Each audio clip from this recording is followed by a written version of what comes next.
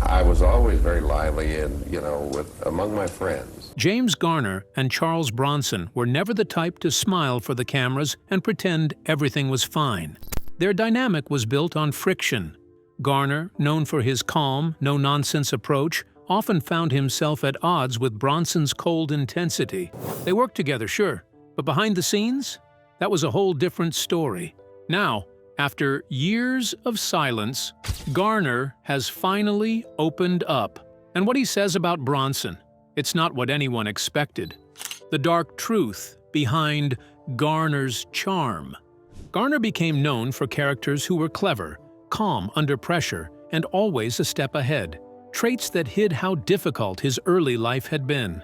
Born in Denver, Oklahoma in 1928, he faced more than most before even reaching adulthood. His mother died when he was just 5 after a failed abortion. His father, Weldon Boom Garner, owned a hardware store but was unable to cope after losing his wife. Things got worse after a fire destroyed the store and Weldon started drinking heavily. Garner and his 2 brothers were often left to figure things out on their own. They were neglected, sometimes abused, and even made to sing for meals. The situation spiraled further when Weldon remarried. Garner later described his stepmother, Wilma, as cruel. She hit him with tree branches and, in a particularly disturbing move, forced him to wear women's clothing to humiliate him. By the time he was 14, Garner had reached his breaking point. One violent encounter ended with him fighting back in self-defense. His father stepped in just in time to stop it from going too far, but the damage to their relationship couldn't be repaired. Not long after, Weldon walked away from his children completely. With no real support system, Garner had to figure things out for himself.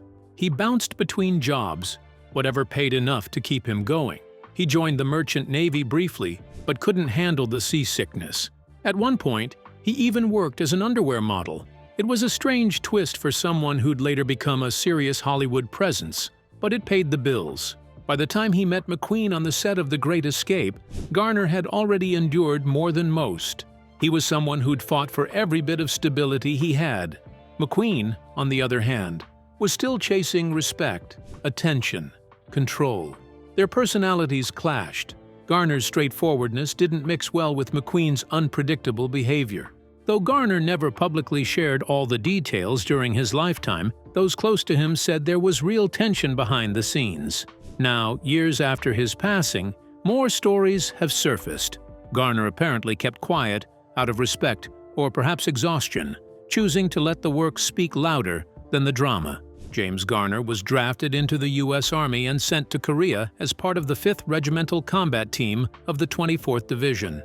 His time there was brutal. Just 2 days after arriving, he was hit by shrapnel during a mortar attack. Months later, he was wounded again, but this time by friendly fire. Both injuries earned him Purple Hearts, though he never made a show of them. Garner rarely talked about his military service and never liked being called a hero. There was one unusual detail from his time in the war that followed him for the rest of his life. He developed a strong aversion to garlic. The smell alone made him feel sick. Oddly enough, that sensitivity ended up saving his life more than once. On one occasion, his unit's meal had been poisoned. Garner didn't eat it because of the garlic in it. Another time, while standing guard on a freezing night, he picked up a faint garlic scent. Since he knew enemy soldiers often ate garlic-heavy food, he realized they were nearby. He quickly alerted his unit, and they launched an ambush, stopping a surprise attack before it began. From surviving to starting over. When he returned from the war, Garner didn't dive straight into acting. He took on whatever jobs he could find, pumping gas, laying carpets with his father, anything to make ends meet.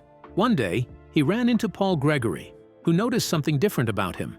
Gregory later became a talent agent and urged Garner to consider acting. At first, Garner wasn't interested and moved on. But a few years later, he saw Gregory's name on the door of a talent agency and decided to give him a call. That moment shifted everything. Gregory helped him land his first role in the Caine Mutiny court-martial as a quiet, background character. He didn't have a single line, but that small part opened the first door. Soon after, Garner got a role in Sayonara with Marlon Brando. But it was in 1957 that things really changed. He was cast as Brett Maverick in the Western series Maverick. There were doubts about whether Maverick would succeed. Competing shows like The Ed Sullivan Show and The Steve Allen Show were already dominating TV. But Garner brought something different to the screen. His sense of timing, natural delivery, and quiet confidence made him stand out. The character of Brett Maverick wasn't a typical cowboy hero. He was clever, funny, and charming in a way that felt real. The audience loved it. Within a few years, Maverick became a hit. Garner went from being a former soldier laying carpets to a household name. Yet, despite the success, his time on the show didn't last forever. Garner had become the core of the series. His easy charm and sharp delivery gave Maverick its edge, and viewers tuned in for him week after week. But off-screen, things were shifting. In 1960, a major writers' strike brought Hollywood to a sudden stop. With no scripts being written, production on Maverick froze. For Warner Brothers, this meant they could pause paying actors. Even though Garner had become the face of the show, he was earning just $1,250 a week. The studio used the strike as an excuse to lay him off, claiming there was no work available. Garner didn't take it lightly. He felt used, and the studio's decision hit him hard. Rather than backing down, he pushed back. He filed a lawsuit against Warner Brothers for breach of contract. At the time, suing a major studio was risky. But Garner believed in standing up for what was fair, and he wasn't going to let them off easily. His case was solid, and in the end, he won.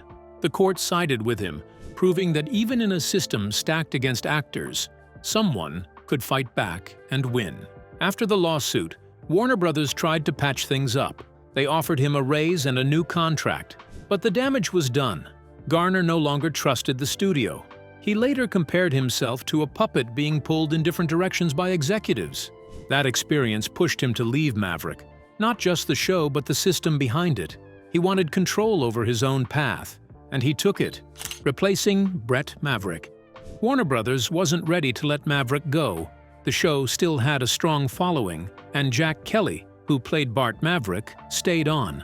But Bart didn't have the same draw as Brett. The studio needed someone who could fill the gap left by Garner, and fast. They brought in Robert Colbert, a lesser-known actor who looked strikingly similar to Garner. He was given the same costumes and trained to act just like him. His character, Brett Maverick, was meant to blend in seamlessly. Colbert didn't like the idea. He once joked that he would have rather played a woman named Brenda than be a carbon copy of James Garner. Still, he gave it a shot. At the same time, the studio introduced another cousin, Bo Maverick, played by a young Roger Moore. Moore brought a different energy, but the show made a mistake. It kept all the Maverick characters in separate stories. They never crossed paths, and that decision made the show feel disconnected. Eventually, both Moore and Colbert left, and Jack Kelly was left to carry the show alone until its final season. Before Moore stepped in as Bo, the studio had a different idea for the role. They wanted Bo to be clever and polished, with a British accent to match. To pull that off, they reached out to a rising actor, Sean Connery. He flew to Hollywood to meet with the studio but decided not to take the role. Instead, he focused on another project, becoming James Bond. That choice would change the course of his career forever. With Connery out, the studio turned to Roger Moore, who had been starring in The Alaskans. That show had its own problems during the strike. Warner Brothers tried to cut costs by recycling old Maverick scripts for The Alaskans, and Moore noticed. He wasn't impressed with the reused storylines, and the show was eventually canceled after just 37 episodes. Years later, Maverick made a return as a film. In 1994, director Richard Donner brought the story to the big screen with Mel Gibson in the lead. Gibson played Brett Maverick, capturing the charm and cleverness that made the original character so popular. And the role of Zane Cooper was first offered to Paul Newman. After he turned it down, the part went to James Garner, a fitting turn of events considering Garner's history with the Maverick franchise. The film turned out to be both a critical and commercial success. Garner's return to the world of Maverick was praised across the board. His performance felt natural, and he easily brought the character's charm back to life. Before the 1994 film, Garner's breakout moment on the big screen had come decades earlier in The Great Escape, a 1963 war drama based on a real-life prisoner escape during World War II. The film followed Allied soldiers held in a German prison camp, determined to break free despite the risks. Directed by John Sturges, the film became a classic, remembered for its bold storyline and unforgettable characters. Garner played Henley, nicknamed the Scrounger, a clever and smooth-talking American officer who found creative ways to gather supplies for the escape. His role brought a mix of charm and grit to the story. Alongside Garner was Steve McQueen, cast as the rebellious and independent Cooler King. McQueen's role included the film's most iconic moment, a high-speed motorcycle escape. Richard Attenborough played the group's calm and strategic leader, while Charles Bronson took on the role of the Tunnel King, whose character struggled with claustrophobia. Each actor had a distinct role that added to the film's intensity, and the team dynamic became the film's emotional backbone. Even though the film was loosely adapted from Paul Brickhill's nonfiction account, the screenplay was tailored to highlight the unique strengths of its cast. It was about the personalities behind it. When the film was released, reviews were mixed. Some critics, like Bosley Crowther from the New York Times, found it too mechanical. Others, including Time magazine, praised its structure, setting, and casting. Over time, the film gained recognition as one of the most well-crafted wartime dramas of its era. The Rivalry, with Steve McQueen. While The Great Escape was a professional success for Garner, behind the scenes, things weren't smooth. His working relationship with Steve McQueen was tense. At the time, McQueen was still carving out his place in Hollywood and was determined to be the standout in every project. Garner's calm, confident screen presence often stole attention, something McQueen didn't take well. McQueen wanted more screen time. He argued with Sturges about the script, trying to make his character more central to the story. His concerns weren't about the film as a whole, but rather his individual spotlight. At one point, Sturges even considered rewriting the film to make Garner the main focus. Garner turned the offer down. He knew it would only cause more problems, and he didn't want to be part of something that would derail the production. Garner eventually confronted McQueen, trying to understand what was going on. McQueen admitted that he felt his character lacked depth. In response, Sturges added the now famous motorcycle sequence to make McQueen's role more exciting. The gamble paid off, and the scene became one of the film's most recognizable moments.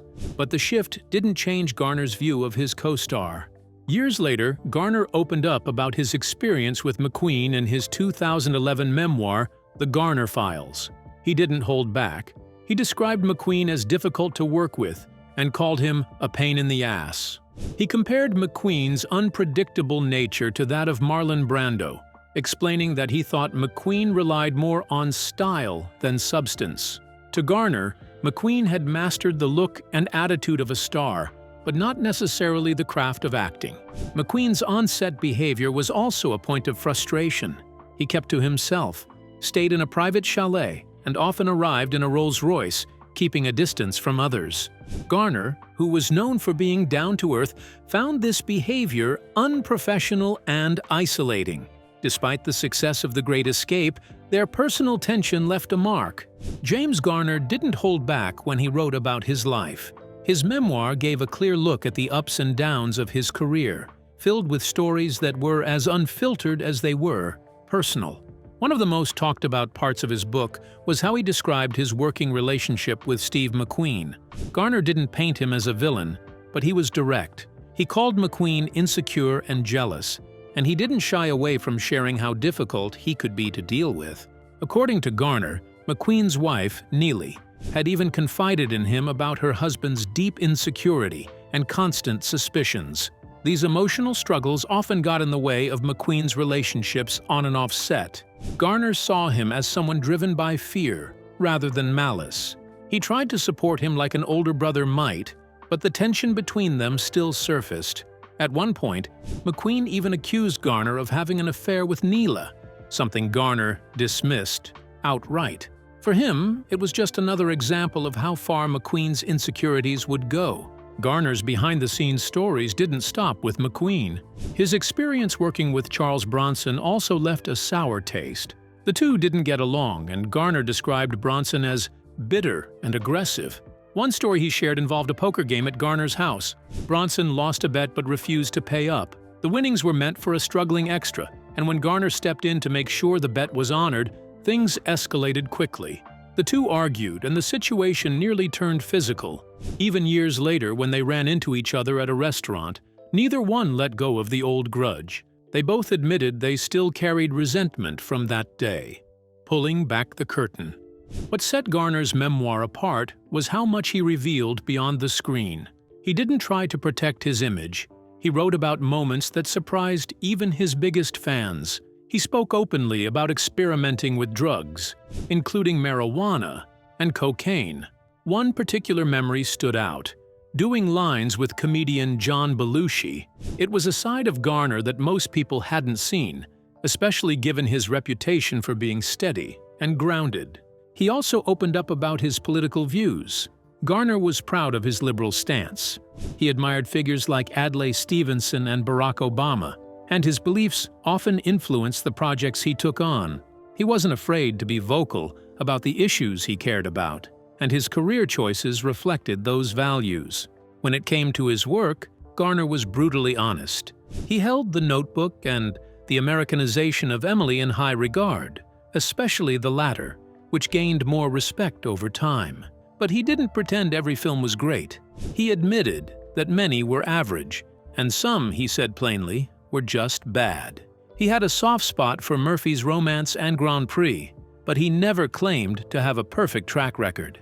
Garner's most iconic role came in the 1970s with The Rockford Files. Roy Huggins, who created the original Maverick series, teamed up with Stephen J. Cannell to reinvent that charm in a modern detective show. Garner stepped into the role of Jim Rockford, a private investigator who lived in a trailer, wore wrinkled clothes, and relied on street smarts instead of brute force. Unlike the flawless TV heroes of the time, Rockford was relatable. He got things wrong, he struggled with money, and he often just tried to get by. That honesty made people connect with him. The show premiered in 1974 and quickly found an audience. Garner's performance earned him an Emmy, and the series became a staple of primetime television. But behind the scenes, it took a toll. Garner insisted on doing many of his own stunts, especially the car chases. His passion for driving, shaped by his time filming Grand Prix, made him want to keep things real. The show's gold Pontiac Firebird, with its custom license plate 853 OKG, became nearly as famous as the character himself. But the realism came with a cost. Garner's knees and back began to suffer from the physical strain. By the sixth season, his doctors warned him to slow down. Around the same time, the show's budget was becoming hard to manage. The action scenes, car repairs, and constant location shoots drove costs up. Guest stars added even more to the expenses. Eventually, The Rockford Files came to an end in 1980 because the production itself had become unsustainable. Still, through all the challenges, the show remained sharp thanks to its strong writing. One standout element was Rockford's answering machine. Each episode opened with a new, often humorous message, setting the tone for the kind of detective Rockford was: clever, flawed, and always just a bit ahead of the game. But Garner's life wasn't without struggle. He underwent multiple surgeries on his back and knees, and these physical challenges only increased over time. A stroke in 2008, heart surgery in 1988, and constant sinus infections added to his health decline. He was open about the toll it took, saying that one problem often led to another. Following his 2008 stroke, Garner's health continued to decline. On July 19, 2014, he passed away at the age of 86 from a heart attack. James Garner showed up as himself every time. Whether he was playing the quick-witted Maverick or Jim Rockford, there was always something personal in his performances. Which role do you think captured the real James Garner best? Drop your answer in the comments below.